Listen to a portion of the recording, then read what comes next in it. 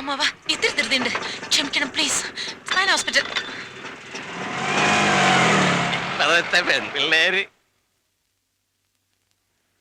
Hi. ആൺപിള്ളേരും കണക്കാ.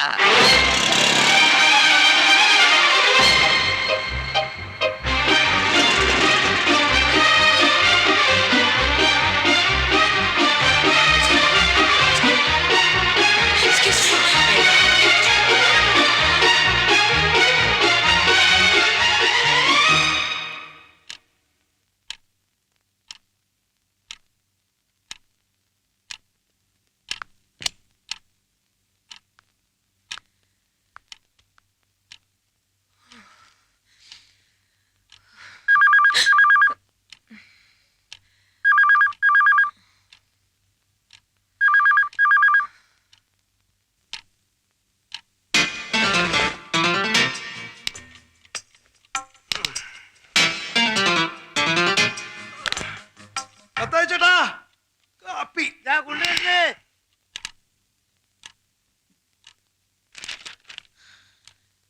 Doctor Roy Mathew. Signature കൊള്ളാം. ശരാ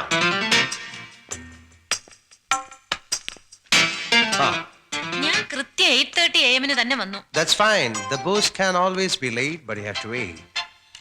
ഇയാൾക്ക് എന്തോ ആണെന്ന് വിചാരം. Any problem? No problem.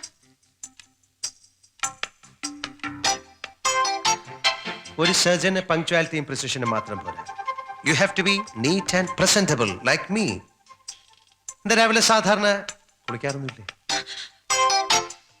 Car കേടായി, ലേറ്റ് ആവാതിരിക്കാൻ ഇത്തിരി ഓടേണ്ടി വന്നു. ഓടുന്നത് വളരെ നല്ല എക്സസൈസ് ആണ്. ഓക്കെ, ഈ രജിസ്റ്ററിൽ ഒപ്പിട്ടിട്ട് എന്റെ കൂടെ റൗണ്ട്സിന് ജോയിൻ ചെയ്തോളൂ, ഫ്രഷ് ആയിട്ട്. ഓക്കെ,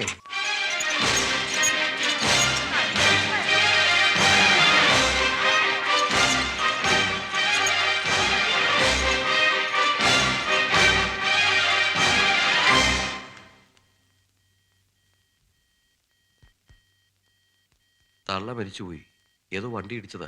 ഹൗഷി? ഓ, വലിയ ഹോപ്പൊന്നുമില്ല. Her pulse is very weak. There is some internal injury. നിങ്ങളൊക്കെ ഈ കുട്ടിയുടെ ആരാ? ആരുമല്ല, വഴിയിലെ ആക്സിഡന്റ് ആയി കിടക്കുന്ന കണ്ടിട്ട് എടുത്തോണ്ട് വന്നതാ. I C. സിസ്റ്റർ, ആ ബ്ലീഡിംഗ് ഒക്കെ ഒന്ന് ബാൻഡേജ് ചെയ്ത്. ഓക്കെ, നിങ്ങളൊന്ന് വരൂ. ഇതൊരു എമർജൻസി ഓപ്പറേഷൻ കേസാണ്. പക്ഷേ ആക്സിഡന്റ് കേസസ് ഒന്നും ഈ ഹോസ്പിറ്റലിൽ എടുക്കില്ല.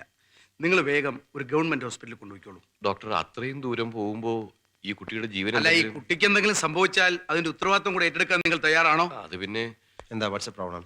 സാർ, ഒരു ആക്സിഡന്റ് കേസ് വന്നിട്ട് അത് എടുക്കുന്നില്ല sir. Let me see. Come.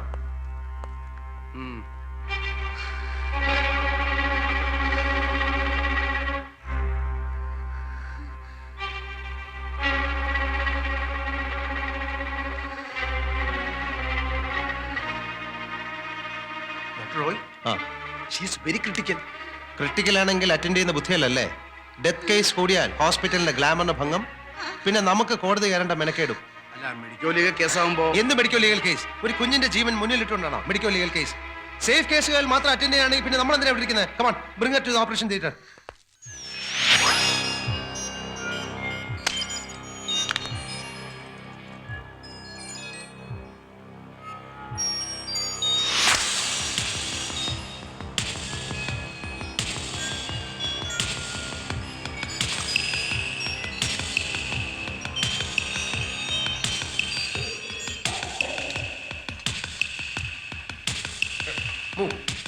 Move back.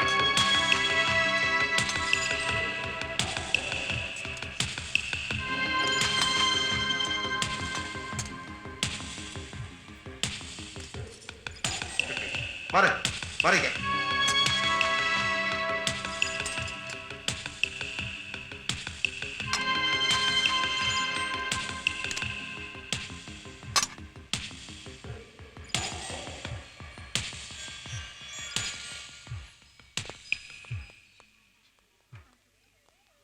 Doctor, ആ ആക്സിഡന്റ് കേസ് കുട്ടിയുടെ ഓപ്പറേഷൻ കഴിഞ്ഞു. അതല്ല, കുട്ടിയുടെ തള്ള മരിച്ചല്ലോ. FIR.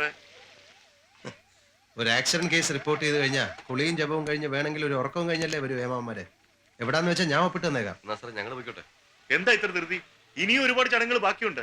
അത് മാത്രമല്ല, ആർക്കറിയാം നിങ്ങൾ തന്നെ ഇടിച്ചിട്ട് നിങ്ങൾ തന്നെ ആശുപത്രി കൊണ്ടുവന്നല്ലെന്ന്.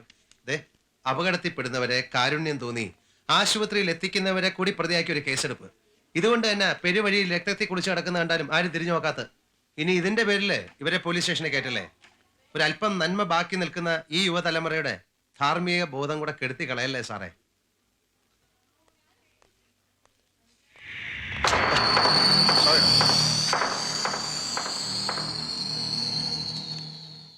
ഇയാൾ ആരാന്ന വിചാരം?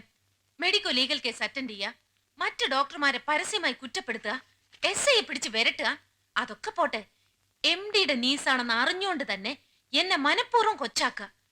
എന്നിട്ട് എല്ലാത്തിനും ഇങ്ങനൊരു ഞൊട്ടയിടിയിലും. അയാളുടെ കൂടെ അസിസ്റ്റ് ചെയ്യാൻ വിട്ടപ്പോഴേ എനിക്കറിയായിരുന്നു. പിന്നെന്താ, ബെസ്റ്റ് സർജനാ. അതുകൊണ്ടല്ലേ ഞങ്ങളും അയാളെ വെച്ച് ഉറപ്പിച്ചുകൊണ്ടിരിക്കുന്നത്. ഇയാൾ എന്നും വെച്ച് പൊറപ്പിക്കേണ്ട യാതൊരു കാര്യമില്ല. He should be replaced. മോൾ ആദ്യം അയാളുടെ കൂടെ നിന്ന് പഠിക്കേണ്ടത് മുഴുവൻ പഠിച്ച് മിടുക്കിയാകാൻ നോക്ക്. എന്നിട്ട് നമുക്ക് റീപ്ലേസ്മെന്റിന്റെ കാര്യം ആലോചിക്കാം. മോള് ചെല്ലേ.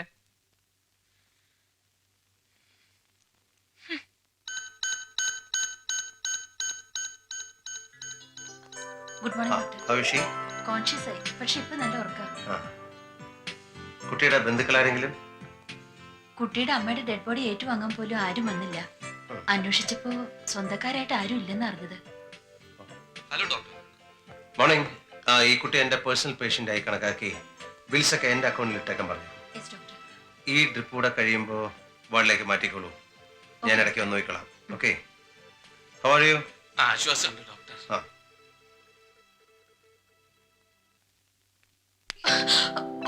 എന്താ മോളെ ഇത്?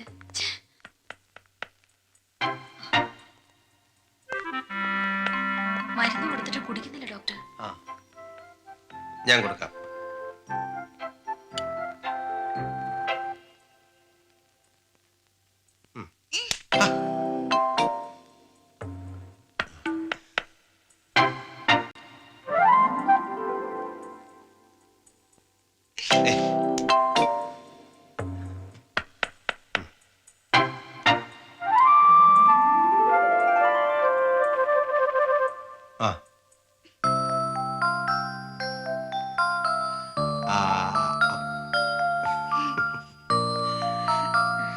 മിടുക്കി.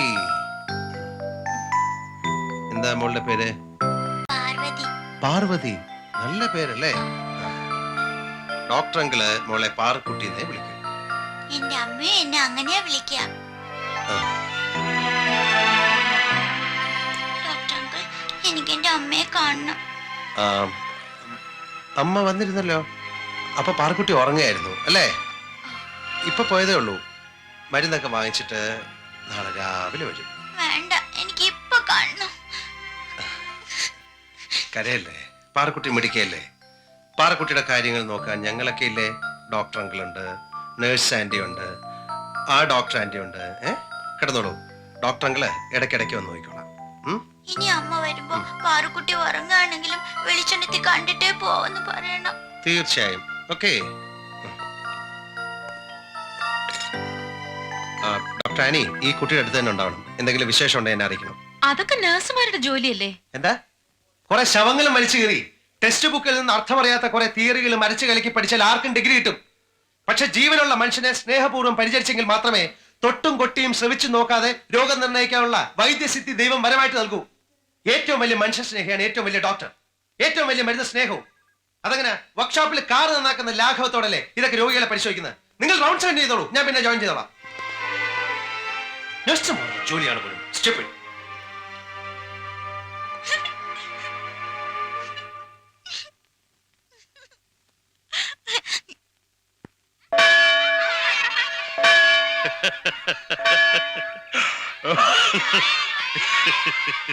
ഇക്കണക്കിന് പോയാ നീ കറങ്ങുമല്ലോടാ റോയി. ഈ ആശുപത്രി വന്ന് വിടുന്ന അനാഥ കുഞ്ഞുങ്ങളെയൊക്കെ നീ ഏറ്റെടുക്കാൻ തുടങ്ങിയാൽ എങ്ങനെയാ? അതിന് പകരം നീ ഏതെങ്കിലും കണ്ടാക്കൊള്ളാവുന്ന ഒരു ചെറുപ്പക്കാരി പെണ്ണിനെ കണ്ടുപിടിക്കും. അങ്ങനെയാണ് എന്റെ ജോലി അത്രേ കുറഞ്ഞു. അതല്ലച്ചോ, അമ്മയും മരിച്ചതോടെ ആ കുട്ടിക്ക് ആരും ഇല്ലാതായി. എടാ ഊയ, അങ്ങനെ ആരും ഇല്ലാത്തവർക്ക് വേണ്ടിയാ ഞാൻ ഇങ്ങനൊരു സ്ഥാപനം നടത്തുന്നത്. നീ ആ കുഞ്ഞിനെ എനിക്കിതാ, ഞാൻ നോക്കിക്കോളാം. ഇല്ലച്ചോ, ആ കുട്ടിയോട് എന്തോ ഒരു അടുപ്പം ദൈവമായിട്ട് എന്റെ കയ്യിൽ ഏൽപ്പിച്ചതുപോലെ ഞാൻ വളർത്തു വെച്ചു.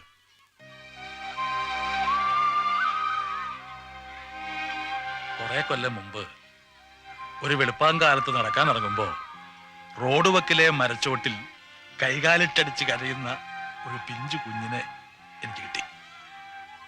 അവൻ വളർന്നു, വലിയവനായി, വലിയ ഡോക്ടറായി. സന്തോഷമുണ്ട്. പക്ഷെ അതിലും വലിയ സന്തോഷം അവൻ വലിയ ഒരു മനുഷ്യസ്നേഹിയാണല്ലോ എന്നറിയുമ്പോഴാണ്.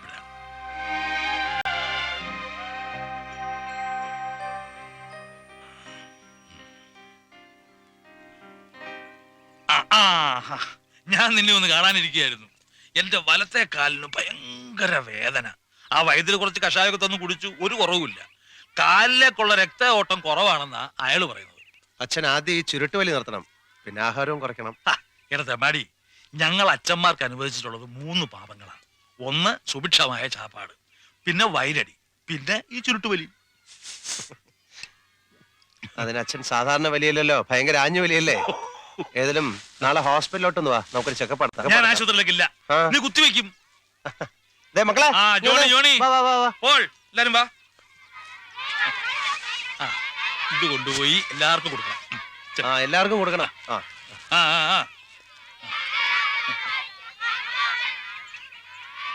ഇന്ന് മുതൽ അച്ഛന്റെ പ്രാർത്ഥനയിൽ ഒരാളെ കൂടെ ഓർക്കണം. മനസ്സിലായി? പാറക്കുട്ടിയല്ലേ, മറക്കാതിരിക്കാൻ ഓർത്തോളാം. As decided, we will be placing an order for a MRI machine tomorrow itself. ഇനിയുള്ളത് രാജശേഖരൻ എന്ന ബാഡ്മിന്റൺ പ്ലെയറിന്റെ കോമ്പൻസേഷന്റെ കാര്യമാണ്. ഒരു അനസ്തേഷ്യ കോംപ്ലിക്കേഷൻ എന്ന നിലയിൽ വളരെ വിരളമാണെങ്കിലും സംഭവിക്കാവുന്ന ഒന്നാണ് ഈ പാരാലിസിസ്. അതിനെ ഒരു മെഡിക്കൽ നെഗ്ലിജൻസ് ആയി കണക്കാക്കി അവർ ചോദിക്കുന്ന ഏത് കോമ്പൻസേഷനും കൊടുക്കാൻ യാതൊരു ബാധ്യതയും ഹോസ്പിറ്റലിന് ഇല്ല എന്നാണ് ബോർഡിന്റെ തീരുമാനം.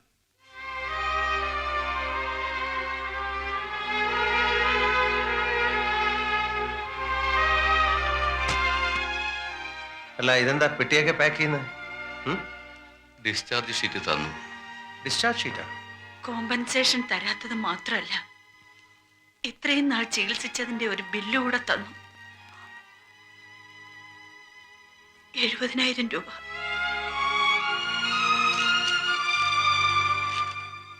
This is ridiculous. ബാഡ്മിന്റൺ കളിക്കാൻ കഴിഞ്ഞില്ലെങ്കിലും എഴുന്നേറ്റ് നടക്കാൻ കഴിഞ്ഞാൽ മതിയായിരുന്നു. ഇനിയിപ്പം ഞാൻ രാജേട്ടനെ നോക്കാൻ വേണ്ടിയെങ്കിലും.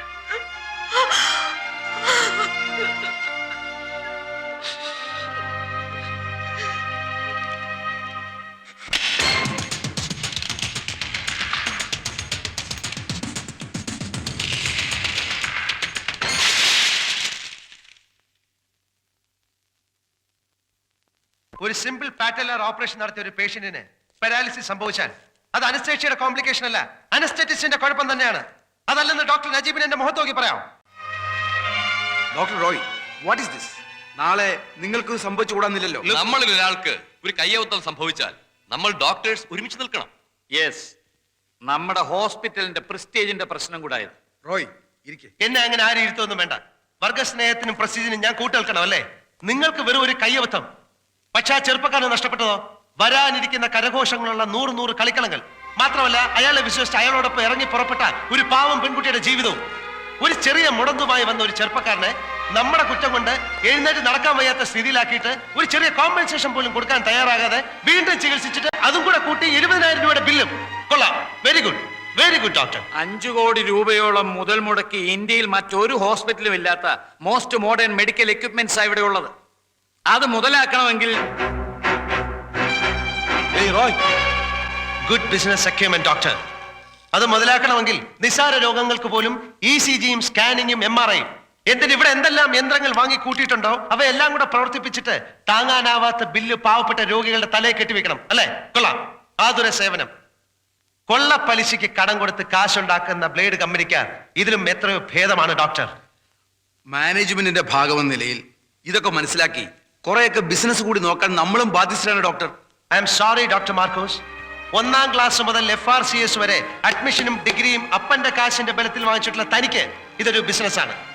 കഷ്ടപ്പെട്ട് പഠിച്ചാണ് ഞാൻ പാസ്സായത്. എനിക്കിതൊരു ബിസിനസ് അല്ല, സ്നേഹവും സേവനവും മാത്രമാണ്. സ്നേഹവും സേവനവും മാത്രമാണ് ഉദ്ദേശമെങ്കിൽ വല്ല സർക്കാർ ആശുപത്രിയിലും പോയി ജോലി നോക്കുന്നതായിരിക്കും. പകൽ മുഴുവൻ സർക്കാർ സേവനവും വൈകുന്നേരങ്ങളിൽ പ്രൈവറ്റ് പ്രാക്ടീസുമായി പാവപ്പെട്ട രോഗിയിൽ നിന്നും ഫീസ് ഞെക്കിപ്പിഴിഞ്ഞ് വാങ്ങുന്ന കഴിവന്മാരെ കണ്ടു മടുത്തിട്ടാണോ ഞാൻ ഇങ്ങോട്ട് പോകുന്നത്? മെഡിക്കൽ ഡിഗ്രി കയ്യിൽ കിട്ടുമ്പോൾ നമ്മളൊക്കെ എടുക്കുന്ന ഒരു പ്രതിജ്ഞയുണ്ട്, Hippocrates oath. I swear by Apollo physician that I will use treatment to help the sick according to my ability and judgment, but I'll never use it to injure or wrong them. മനുഷ്യനെ ശുശ്രൂഷിക്കേണ്ട ആതുര ശുശ്രൂഷകൻ മനസ്സിൽ സൂക്ഷിക്കേണ്ട കൽപ്പനകൾ ഒന്ന്, അതിൽ ഒന്നുപോലും ഓർമ്മയില്ലാത്ത തന്നെ പോലുള്ളവരാണോ ഈ മെഡിക്കൽ പ്രൊഫഷനെ ഇത്തരം തരം താഴ്ന്ന ഇറച്ചി കച്ചവടമാക്കിയത്? നിർത്തണം. Doctor Roy, mind your words. Yes doctor, I mind my words.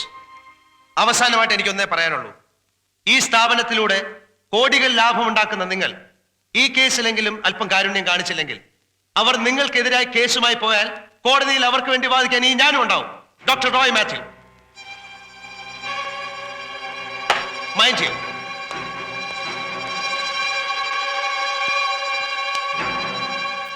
Lily മലർക്ക് കൊണ്ടാട്ടം.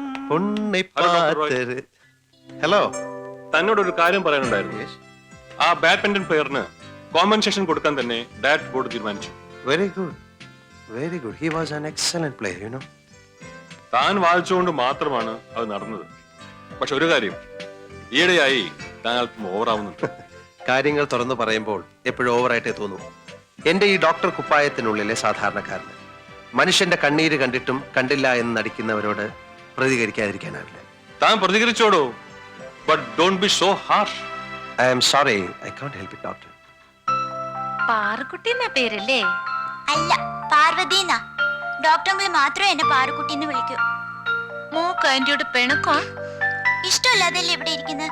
എനിക്കറിയാം, ഡോക്ടർ വഴക്ക് പറയുന്നത് ഞാൻ കേട്ടതാ. ഇഷ്ടമില്ലെന്ന് ആരാ പറഞ്ഞേ? ആദ്യം ആന്റി വിചാരിച്ചു മോളൊരു ചീത്ത കുട്ടിയാണെന്ന്. പിന്നല്ലേ മനസ്സിലായത് മോള് നല്ല കുട്ടിയാണ്, മിടുക്കി കുട്ടിയാണെന്നൊക്കെ. ഇപ്പൊ മോള് ആന്റിക്ക് വലിയ ഇഷ്ടമാണ്. എന്നാ ആന്റി എന്നെ പാറുക്കുട്ടി എന്ന് വിളിച്ചോ? എന്നാ പാറുക്കുട്ടി എന്നെ ആനി ആന്റി എന്നും വിളിച്ചു. ശ്വാസം വലിച്ചോട്ടെ.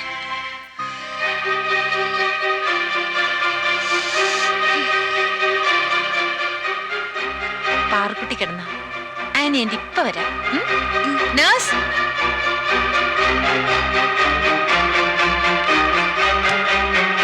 Excuse me doctor. പാർവതിയുടെ കേസിൽ ഡോക്ടർ മിസ് ചെയ്തൊരു ഇമ്പോർട്ടന്റ് പ്രോബ്ലം ഞാൻ കണ്ടുപിടിച്ചു.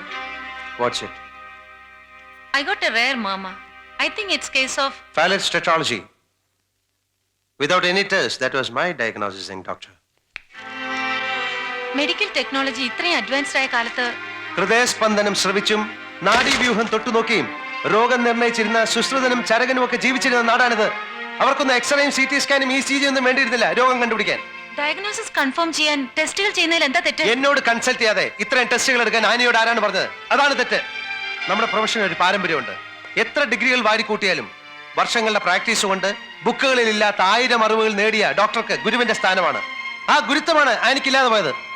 രോഗം നിർണ്ണയിക്കാനുള്ള ഒരു ഡോക്ടറുടെ തിടുക്കമോ അല്ലെങ്കിൽ രോഗിക്ക് എത്രയും വേഗം രോഗം മാറിക്കാണാനുള്ള ഒരു ഡോക്ടറുടെ ആകാംക്ഷ ഒന്നുമല്ല ഞാൻ അനിൽ കണ്ടത്. മറിച്ച് താൻ പഠിച്ചത് മുഴുവൻ എന്റെ മുമ്പിൽ വിളമ്പാനുള്ള ഷോ, അത്രമാത്രം.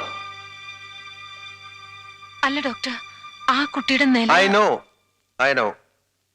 ഏത് നിമിഷവും പൊട്ടാവുന്ന ഒരു ഹൃദയധമനിയുമായിട്ടാണ് ആ കുട്ടി ജീവിക്കുന്നത്. പിന്നെ ഒരു ഓപ്പറേഷൻ, ഇറ്റ്സ് സോ ക്രിട്ടിക്കൽ. വെറും 1% ചാൻസ്. ആ റിസ്കിൽ ഓപ്പറേഷൻ ഒരു ട്രീറ്റ്മെന്റ് അല്ല, പരീക്ഷണമാണ്. എന്താ പാറുക്കുട്ടി? ഡോക്ടർ എന്തിനാ എന്നോട് കള്ളം പറഞ്ഞ? വേണ്ട, ഡോക്ടർ ഒരിക്കലും വേണ്ടില്ല. എന്താ മോളെ, എന്ത് പറ്റി? എന്റെ പറയുന്നത് ഞാൻ കേട്ടു. എന്റെ അമ്മ മരിച്ചു പോയത് ഇനി ഒരിക്കലും വരില്ല.